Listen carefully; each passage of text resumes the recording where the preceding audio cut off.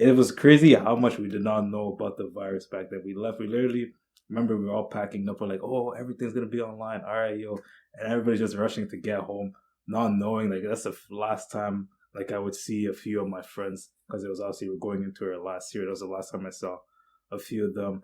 Or it's just like it really created like chain a chain of events that are now to look back at it and to see that we're still deep in this virus right now, and we have to well by the numbers when you look at it, this last stretch of cases we had was the worst we've ever had. It was worse than the beginning of the pandemic. It's really crazy to see because you would have thought that we would have been in a better situation a year later. Yeah, you know, like as you said, no one thought it was going to be like this. Like it was just so full of uncertainty.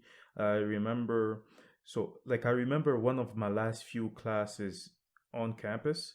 Uh, like I was taking, it was like a course on the parliamentary system, more so in Canada, and we're studying the parliament, and COVID became relevant because as they were starting to think of locking things down and you know putting brakes on the economy and on our daily lives, the liberal government proposed that like they changed the way like the parliament is done, because there were some extraordinary measures that they took.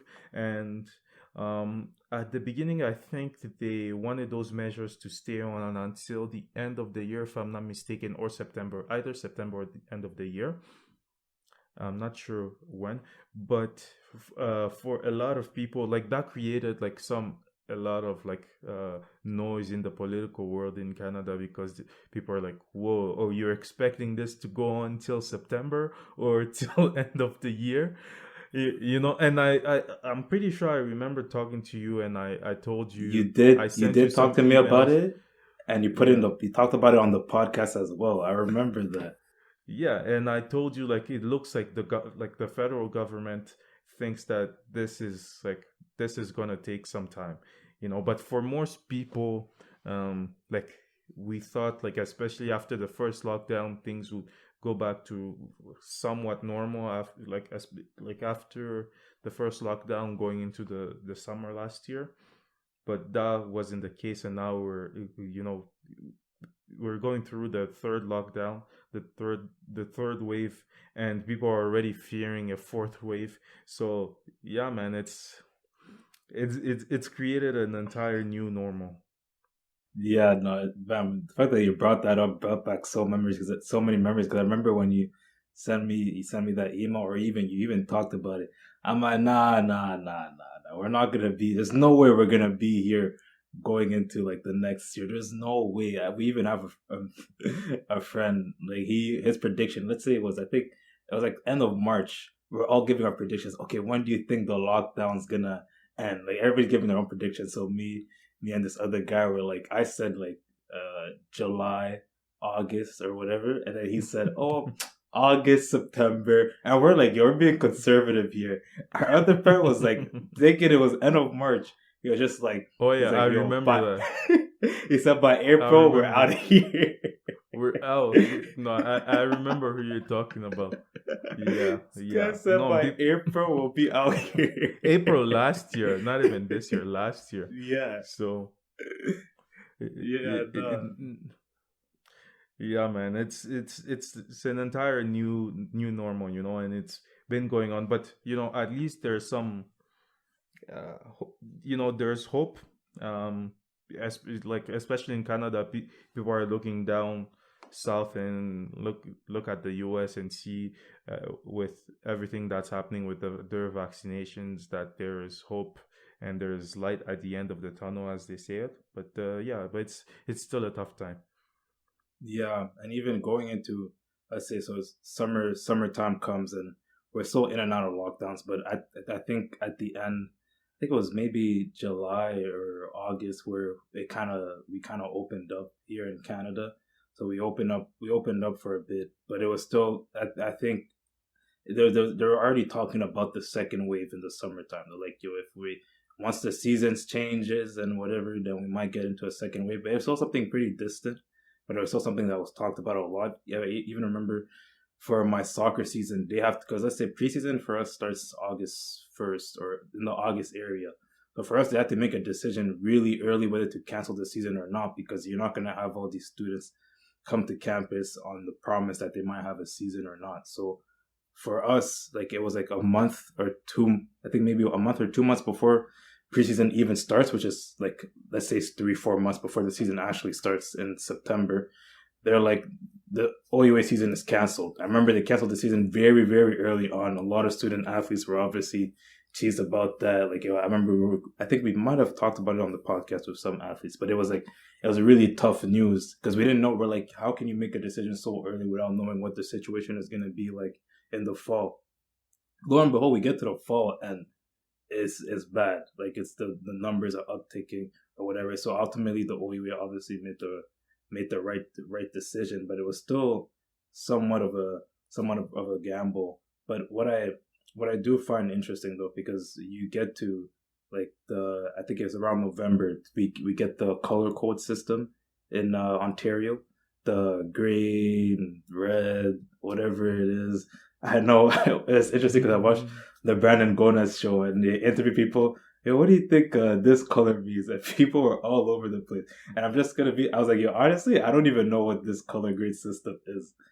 And we're supposed to be the one like that paid hardcore attention to politics or whatever, but I couldn't even understand what it meant. It seemed to me that that color code system was more for like the businesses and the industries to be able to judge when to open up or not. It wasn't really. I don't think it was really for us civilians to understand. Because if it was for us, like they said, trust me, we would understand. Like I had a really tough time understanding that system. I honestly, I think that was a bad decision switching to the color coding system. Like if as soon as it came out, like I couldn't make sense of it, and it was also like I understand why experts needed the color code system because you need the nuance and the complexities, and you need a system that can actually handle the nuance and the complexities, instead of like stage one, stage two, or stage three. But honestly, I felt like people understood the system better when it was like stage one, stage two, stage three. Uh, Instead of like the color code. I feel like they could have expanded the stages, or whatever it is, but the code, the colors, oh my god. um but yeah, but there's been, like, obviously there's been plenty of mistakes made, especially like especially on the provincial level in Ontario. um I like, honestly, a lot of concern and a lot of complaints aren't going up to like the federal level, except when it comes to acquiring vaccines, but we'll talk about later in the episode. But like everything else, like the third wave, the uh like oh those things are being addressed. I want to say the paid sick leave, those things are being addressed towards the provincial government, instead of the federal government. And I think it's like I think it's pretty interesting to think about that and think about why people are addressing those concerns to the provincial government. Obviously, there's an issue of jurisdiction and what the provincial government is supposed to do and what the federal government is supposed to do.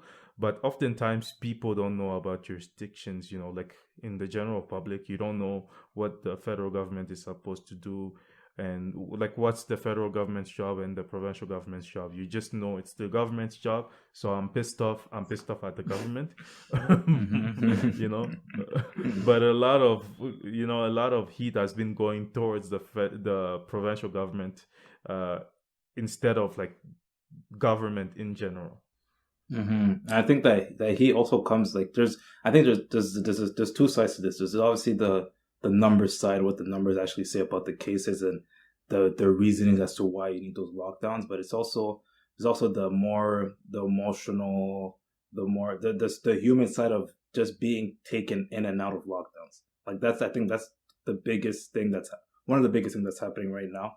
I'm sure we're very well educated in Ontario, like we know what's happening, but it's also when you're taking in and out of lockdowns, and you kind of it's kind of like you're given like, okay, this is the one, we get this lockdown through, and then after that we're good. Like once you kind of you built that hope in within yourself, and then you get thrown back in a lockdown, like it's very tough, and that's where you really saw the real rage coming in Ontario, because you're talking about like we're a pretty compliant society here in Ontario. In Canada, we're very compliant.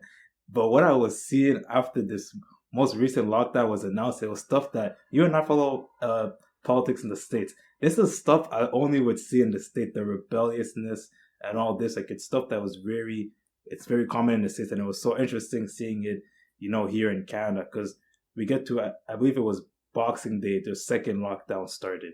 And that was when I remember I was home in Toronto for the winter time, and that lockdown was basically like our numbers are going up. The numbers are probably going to even go higher because of the post holiday, because of people being in like home for holidays, meeting up with each other. So we might see a surge. So let's lock it down. So that was like on Boxing Day or whatever. And then we get to, since I go away from home for school, like, and there's a tiered system in the whole province where I go to school. Everything was open. So once I left Toronto, like I was basically out of the lockdown. I was going to restaurants, like we were training.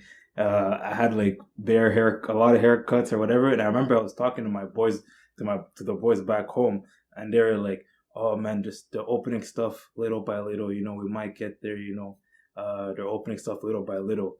But then after the week, I believe the week they were supposed to open the haircuts, at least in the Toronto Peel region area. Then boom, we head into a third lockdown, a province wide. Get a province wide stay at home order, an emergency order, and that's during the time where you see the COVID variants pop up, which is something I don't think we really accounted for, or the government maybe or not they accounted for it, but that's where I think the variants really caught us off guard, because this third lockdown, which I talked about, which would which basically made a lot of people mad, which is where all the anger is coming from. This lockdown we're in right now really caught us by surprise, because we thought after that second lockdown it was done, we're good, everything's opening up, and then the week where hair salons are supposed to open, we go back into lockdown. That was something I think nobody really accounted for. Yeah, no, and like it was just so surprising because it was like I believe it started on April 8th or 9th, but it was around Easter, and people are starting to feel the hope, and like people are looking down in the U.S. And they would see that like their situation was improving. By then, I believe like they had achieved like significant milestones in terms of vaccination, uh, but also because other like governors in red states in the U.S. just started to open up the economy. I believe Texas was fully open, Florida was open. Like people were looking down there, like, yeah, this is probably not what we should be doing, but at least we should be moving towards this, right? But then like the lockdown came, and uh, it was really abrupt. It was really like like it caught people off guard. Like it was, I believe it was like over the weekend, and then after that weekend you hear Doug Ford coming out. It's like, yeah, we're coming out with the police, so you need to stay the hell out of these streets. And it was like, it was super super tough, strict, rigid, and people weren't, a lot of people weren't expecting it. So that's why I believe it's been really, like, in terms of compliance, as you said, like, like we hear stories, people aren't as compliant this time around than they were for the first two lockdowns. And to some extent you want people to be compliant and help out to decrease the cases. That's probably the rational thing to do, but at the same time you're looking at people who've been stuck in their houses for the better part of the past 16 months. So at the same time you feel compassion for people who aren't being compliant, more than people did before. Like when those anti lockdowns protesters were coming out like last year, or before last summer, people were like, these are not cases. But like now it's like, I kind of see your point. Especially, as I said, especially since people are looking across, like down south especially, and in Europe as well. Like I should mention that because Europe is starting to open up. Belgium just opened up their patios this weekend, and the UK opened up their like restaurants and, I believe, patios, les terrasses, um like I think 2 or 3 weeks ago. So people look at the news, they look at what's happening around the world, and they're like, man, like people are living. Like why are we the only ones who are stuck inside? So yeah, like those frustrations are like, like people can understand those frustrations. Yeah, and I think you actually that's the perfect point to bring up about kind of not it's not really sympathy, but it's more understanding for those early anti-lockdown protests. Like now that sentiment, like you transfer that sentiment to now, it's kind of more like there's some points you're kind of right or whatever, because I believe at the beginning it was more like these are just people who are crazy or whatever, and there wasn't I think there was no at the beginning at least of this virus there was no middle ground in terms of like, oh, they have some points that are correct, and the people that are more compliant also have some points to be correct. Everybody was kind of in their own camps, really. I think I was more in the camp of people that are like, no, we have to follow the government because obviously they know what's best in the moment for it. But now I'm more in the camp where I'm like, you know what, like there is some good points that were made on the other side, because we often dismiss the byproduct of this pandemic, which is obviously gonna well the main point we're focused on the quarantines and focus on people getting the virus, but also there's the other byproduct of people staying at home, suicide, depression, all the like loss of jobs, all these things were, which I think originally when it was brought up, those points were kind of put to the side more. They weren't really addressed as much. But going into like more recently, I think these points also needs to be highlighted, because it's like this is also a very real problem. Like the byproducts could almost become like the once we're done with this virus, the biggest thing we're gonna have to deal with, like the impact of the coronavirus. And I think that's a really good point you brought up. Yeah, But like, and yeah, yeah, just like one last point I'd like to highlight as you were talking about like the impacts, is that like the secondary impacts, like so for example, last year for a lot of people, as you said, this was like a short-term problem, like a short-term societal problem, like COVID. For most people, I don't especially at the beginning, people weren't thinking that this was going to drag on for a year and a half, or maybe 2 years, hopefully. But like people are thinking, okay, if we lock down hard and the cases go down, we can go back to our normal lives, right? And that's why people were easier to stomach those like secondary negative impacts, like depression, and like the career disruptions and all those things.